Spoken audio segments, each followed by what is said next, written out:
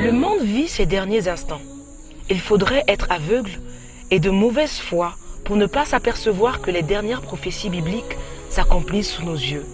Nous sommes vraiment à la dernière heure. Quels que soient les efforts des hommes pour améliorer le sort de l'humanité, ces efforts sont vains car le péché a atteint un tel niveau d'ignominie qu'il est impossible de faire marche arrière. Ainsi, selon les prophéties bibliques, cette terre passera, mais pas un seul iota de la parole ne sera retranché. Le jour où chacun devra rendre des comptes à Dieu est plus proche de nous que nous ne le pensons.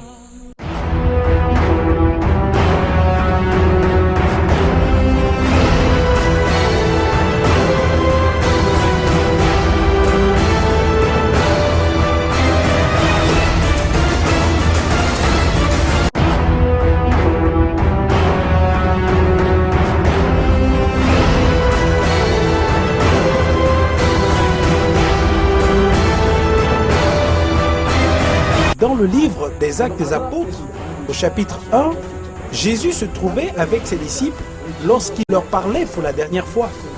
Et la Bible nous dit qu'il était enlevé et conduit en altitude vers le ciel.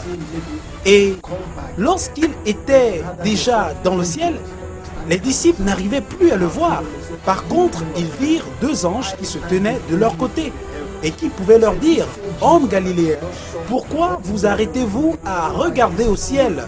Ce Jésus qui a été enlevé au ciel du milieu de vous viendra de la même manière que vous l'avez vu allant vers le ciel. » Cela nous amène à comprendre que la parole de Dieu va s'accomplir. Jésus revient bientôt. Les apôtres, les disciples ont vu leur Seigneur, Jésus-Christ de Nazareth, monter, décoller devant eux. Et cela montrait pleinement combien notre Seigneur, leur Seigneur était tout puissant.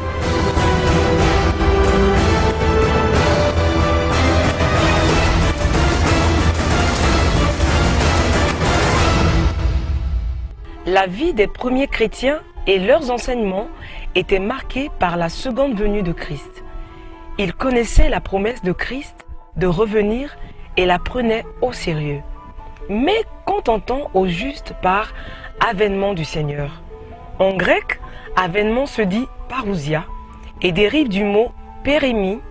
La parousia est en fait le retour futur et visible du Messie pour installer son règne depuis Jérusalem.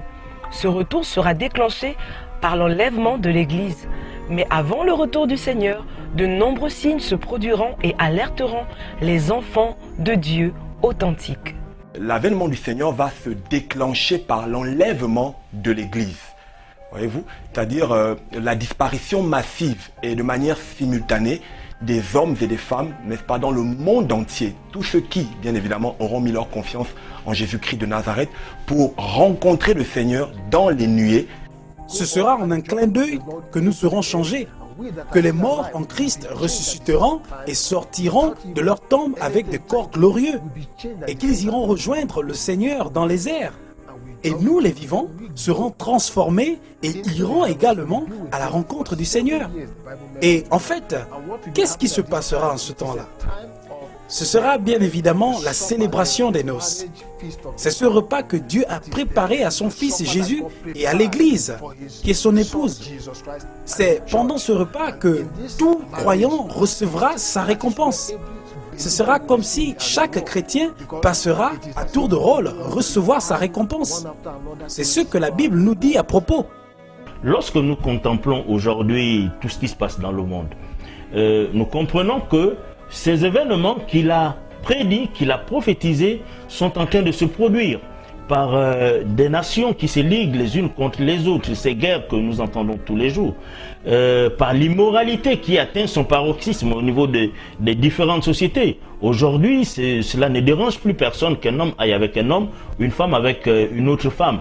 C'est donc un grand honneur pour moi de vous dire que vous êtes unis par le mariage au nom de la loi.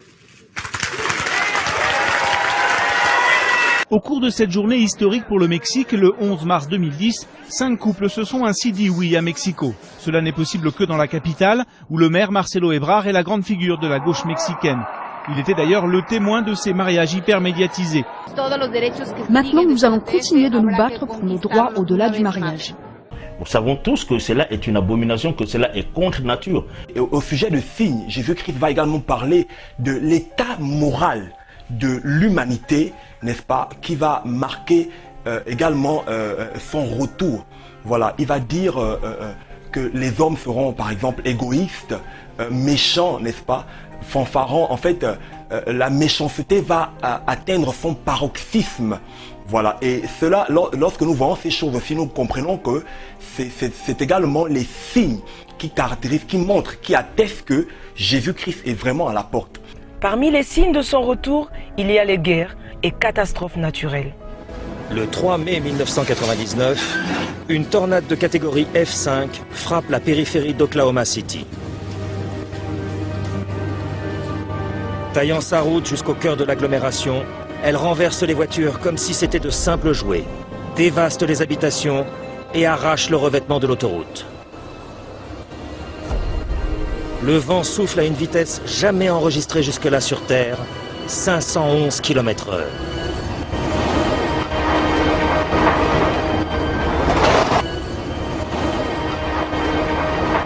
S'il est avéré que la planète a connu de tout temps des phénomènes météorologiques, sismiques et volcaniques violents, tous les spécialistes s'accordent pour dire que le nombre de grandes catastrophes naturelles a fortement augmenté ces 30 dernières années. Les catastrophes sont dites grandes lorsque les régions touchées subissent d'énormes pertes humaines et économiques et se retrouvent dans l'incapacité d'y faire face par elles-mêmes, ce qui rend indispensable une aide interrégionale ou internationale. Le 26 décembre 2004, un effroyable tremblement de terre d'une magnitude de 9 sur l'échelle de Richter secoua les fonds marins au large de Sumatra, ce qui provoqua un gigantesque tsunami. Les vagues qui atteignirent jusqu'à 10 mètres de haut frappèrent l'Indonésie, la Thaïlande, le Sri Lanka, l'Inde et la Malaisie et causèrent la mort de plus de 220 000 personnes.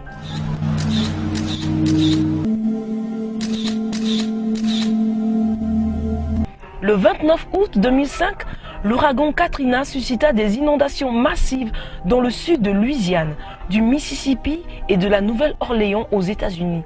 1132 personnes furent tuées. Autre signe, les famines. Chaque année, 10 millions d'enfants de moins de 5 ans meurent de malnutrition et de maladies associées à ce fléau. Aujourd'hui, la crise alimentaire due à la hausse des prix des matières premières tue plus de 9 millions de personnes par an. Dans ce contexte, ce phénomène macabre s'étendra à des centaines de millions de personnes dans les années à venir. Selon les données des Nations Unies, les prix des denrées alimentaires ont augmenté de 35% entre janvier 2007 et fin janvier 2008, soit une augmentation de 65% depuis 2002. L'Organisation pour l'alimentation et l'agriculture note en 2007 une inflation de 80% sur les produits laitiers et de 42% sur les céréales. Les projections ne prévoient pas d'amélioration à court terme.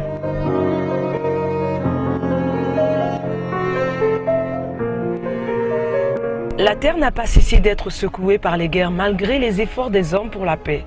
Nous pouvons ainsi citer ces quelques exemples. La guerre de 100 ans, la guerre de 1870 qui coûta la vie à 47 000 personnes, la guerre d'Algérie avec plus d'1 million de morts. Cependant, les deux guerres mondiales n'ont pas de précédent dans l'histoire humaine. En effet, la dernière guerre mondiale provoquée par Hitler coûta la vie à 11 millions de personnes, dont 6 millions de juifs.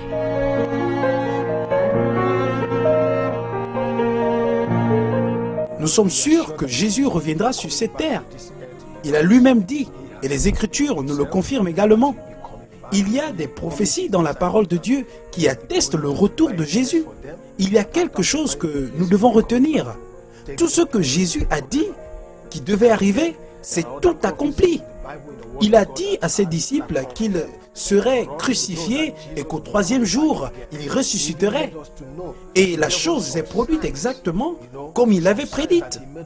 Jésus avait dit que la ville de Jérusalem serait détruite à tel point qu'il ne resterait même pas une seule pierre. Et des années plus tard, cela s'est accompli avec exactitude. Jésus a dit qu'avant son retour, les époques de Noé et de Lot referont surface. Au temps de Noé et de Lot, les hommes plantaient, bâtissaient, mangeaient, buvaient, se mariaient et mariaient leurs enfants. Ils étaient charnels et ne se souciaient pas de l'imminence du jugement de Dieu. Ils pratiquaient l'homosexualité, l'inceste, l'idolâtrie. Les pensées de leur cœur se tournaient chaque jour uniquement vers le mal. Il va également parler de la séduction. La séduction, c'est l'un des signes qui a été annoncé fortement par notre Seigneur Jésus-Christ. Parce qu'il va dire, prenez garde que personne ne vous séduise. Voyez-vous, que personne ne vous séduise. Parce qu'il viendra de faux prophètes, il viendra de faux frères, il viendra des personnes qui vous annoncera également un message qui semblerait vous amener au ciel, alors que l'issue de ce message, c'est bien évidemment l'enfer. Le prophète, c'est le législateur de la parole en son temps. Il est le législateur, c'est lui qui établit la parole en son temps. Et c'est pourquoi un prophète a un livre.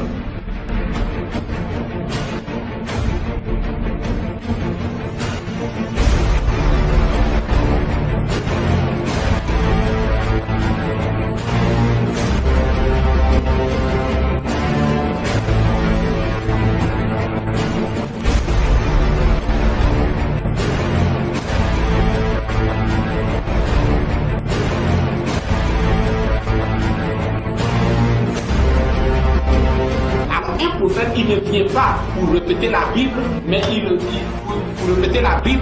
vient avec un message nouveau que l'humanité ne sait pas en son temps.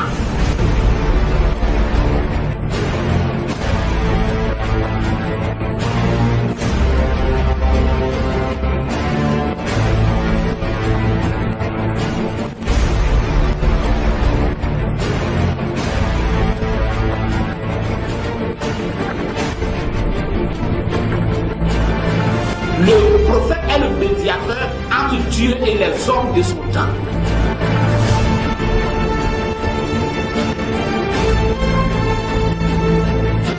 Le prophète est le médiateur entre Dieu et les hommes de son temps.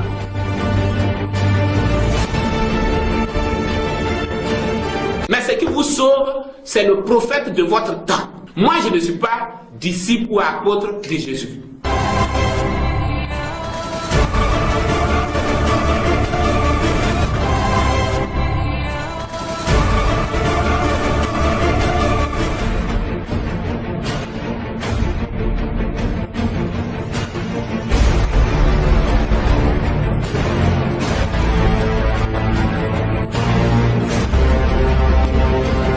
Alors, lorsqu'on parle de séduction, il est bien évidemment question ici des personnes qui ont été éclairées.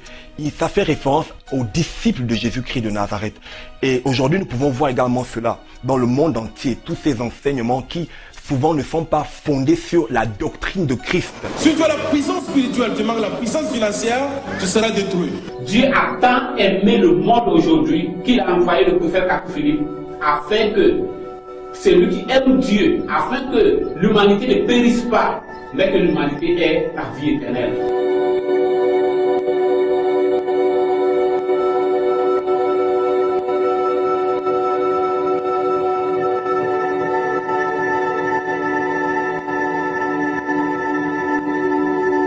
Parce que ce livre-ci dévoile le secret de l'humanité, dévoile le secret de la création, le secret de la vie.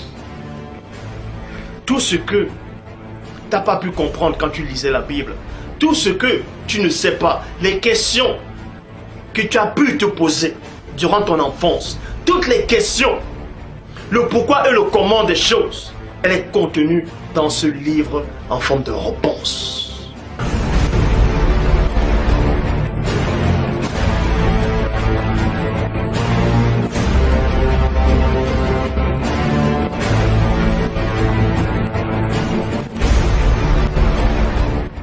Si vous êtes un enfant de Dieu et que si vous étiez au temps de Noé, vous auriez pu rentrer dans l'arche, vous rentrerez dans l'arche du prophète Philippe. Il y a beaucoup d'arches, mais l'arche qui sera l'arche du salut, c'était l'arche de Noé. Et aujourd'hui, le message et le prophète qui apporte le salut en ce temps où nous vivons, c'est le prophète Philippe. Et aujourd'hui, par la grâce de Dieu, par la grâce que Dieu m'a accordée, le message est en train d'avancer et dans le monde entier, le prophète Philippe est prêché.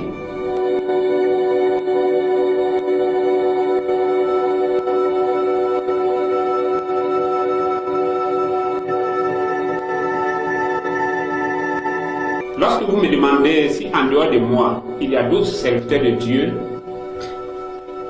et je vous réponds qu'il n'y en a pas. Je peux même vous demander, en dehors de Noé, est-ce qu'il y avait d'autres serviteurs de Dieu? Il n'y a de Dieu que Dieu, il n'y a de Dieu que Jésus-Christ, et Kakou Philippe est son unique serviteur et prophète sur la terre. Quiconque ne s'aligne pas avec le prophète Kakou Philippe, Dieu ne peut pas le reconnaître.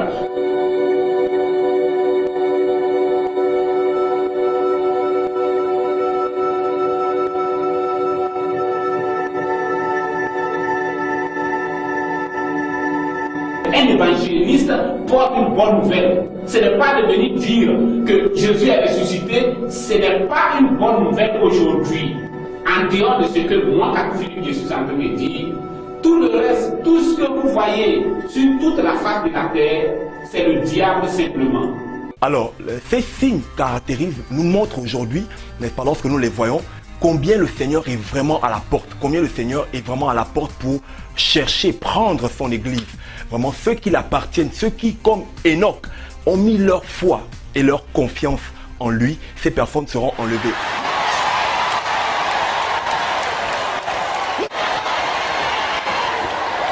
Come out of the bag and then move with the Holy Ghost. Now while you walking, keep hallelujah. Hallelujah. Hallelujah. La grande réussite de la radio a été de pouvoir partager un message que je prêche depuis plusieurs années. C'est un évangile qui t'apporte du pain sur ta table et qui t'aide à financer l'éducation de tes enfants. C'est quelque chose de très concret de la part de Dieu aujourd'hui. La Bible nous dit que celui qui se sanctifie davantage et que celui qui se souille davantage. Alors, le message c'est que Jésus est à la porte. Les signes de son retour s'accomplissent sous nos yeux. Aujourd'hui, vous avez encore la possibilité de vous réconcilier avec lui. Dieu vous aime, malgré vos voies et vos manquements. Ce qu'il est, c'est ce péché dans lequel vous êtes. Dieu vous aime. Il vous a créé pour être avec lui, pour l'éternité. Les Écritures disent que nous devons être édifiés sur le fondement des apôtres et des prophètes, n'est-ce pas? Et Jésus-Christ doit être la pierre angulaire. Les apôtres et les prophètes de Christ, les docteurs, les pasteurs de Christ doivent être des personnes qui communiquent, n'est-ce pas, la vision de Dieu aux croyants, aux disciples de Christ, n'est-ce pas? Afin que eux aussi à leur tour puissent répondre à l'appel du Seigneur. L'évangile doit être vraiment christocentrique, doit vraiment être centré sur la personne de Jésus-Christ de Nazareth. Et c'est un évangile qui est vraiment basé sur la mort et la résurrection de Jésus-Christ de Nazareth. Et aujourd'hui, nous pouvons, par la grâce de Dieu, observer ici et là des personnes qui de plus en plus prennent conscience, n'est-ce pas, par rapport à ce message-là, à cette doctrine-là, qui demande aux chrétiens, aux croyants, de revenir au fondement apostolique, au fondement de Christ, au fondement des apôtres et des prophètes. Lorsqu'il revient prendre son église, ce sera sa seconde venue. Il reviendra cette fois-ci pour juger le monde. Et à cet instant, le monde entier le verra. Et bien avant, il est important de savoir qu'il a vaincu le monde et qu'il est venu en tant que l'agneau de Dieu. Sa seconde venue sera pour juger le monde. Et il le fera en tant que lion de la tribu de Juda. Et nous avons son retour glorieux dans le livre de l'Apocalypse au chapitre 19, à partir du verset 11. Les Écritures nous rapportent dans ces versets que Jésus revient sur des nuées, sur un cheval, n'est-ce pas, avec une épée aiguë pour juger les nations. Ce qui est sûr, c'est qu'il y aura des difficultés sur la terre pendant cette période. C'est une période vaste, c'est une période que l'on dit période de tribulation également. Ce sera assez insoutenable pour les hommes qui seront là à cette époque, qui auront à vivre ces choses. Et pour tous ceux qui l'ont choisi, souvenez-vous, Jésus a donné une parabole. Il disait que dans une ville, il y avait un roi qui devait recevoir la domination et l'autorité sur cette ville. Et alors qu'il était en chemin vers cette ville, tout le peuple, ayant appris cela, s'est accordé à refuser son règne. Et Jésus nous dit que lorsque ce roi revint, il a jugé ces personnes qui ne s'étaient pas soumises à son autorité. Il ne juge pas les nations parce que cela lui fait plaisir, mais parce que c'est un châtiment qui est réservé à celui qui pêche. Tout d'abord parce que le salaire du péché, comme on l'a dit par le passé, c'est la mort. Celui qui commet des actes abominables, comme nous l'avons cité, il est tout à fait normal que les nations finissent par payer en fait à la fin ce type de fléau. Seul Jésus-Christ apportera la solution, n'est-ce pas, dont l'humanité a besoin, n'est-ce pas, pour rentrer dans une véritable restauration. Cette solution que les gouvernements du monde entier, cette solution que les présidents du monde entier cherchent à offrir, n'est-ce pas, à cette humanité-là en détresse, n'est-ce pas, ne pourra venir qu'en la personne de Jésus-Christ de Nazareth. Car c'est lui que Dieu a choisi pour justement restaurer l'homme dans sa condition initiale et parfaite. À la lumière des Écritures, Dieu n'a eu aucune pitié pour son Fils à cause du péché de toute l'humanité. Jésus a été sacrifié. Il a subi la colère de Dieu à notre place. Nous qui sommes pécheurs et coupables, si Dieu a préféré frapper son Fils à cause de nous, alors quelle pourra être la sentence réservée à ceux qui n'auront pas accepté Jésus comme leur Seigneur et Sauveur? Mais Jésus-Christ est vivant, il est à la droite de Dieu, il nous appelle aujourd'hui, vous tous qui avez soif, venez à moi, dit le Seigneur Jésus-Christ, vous burez, vous n'aurez plus soif. La parole de Dieu, la Bible déclare que Dieu était en Christ, en Jésus, réconciliant le monde avec lui-même. Oui, ce Dieu immensément digne de louange, de gloire et d'adoration, dans sa miséricorde et son amour, s'est abaissé, s'est fait un simple homme. Il est mort, il est allé jusqu'à la mort de la croix. Et parce qu'il s'est humilié en toutes choses, la parole de Dieu, la Bible déclare que Dieu l'a élevé au-dessus de toutes choses. C'est le moment de nous ressaisir. Dans l'évangile de Marc, au chapitre 2, au verset 10, il est dit que le Fils de l'homme a sur la terre le pouvoir de pardonner les péchés. Les péchés sont pardonnés ici sur la terre. Cela se passe ici sur la terre et non après la mort. Souvenez-vous, se repentir, c'est changer de mentalité, changer votre façon de penser, de se comporter en acceptant le gouvernement de Dieu. Vous savez, aucun être humain ne peut supporter la colère de Dieu.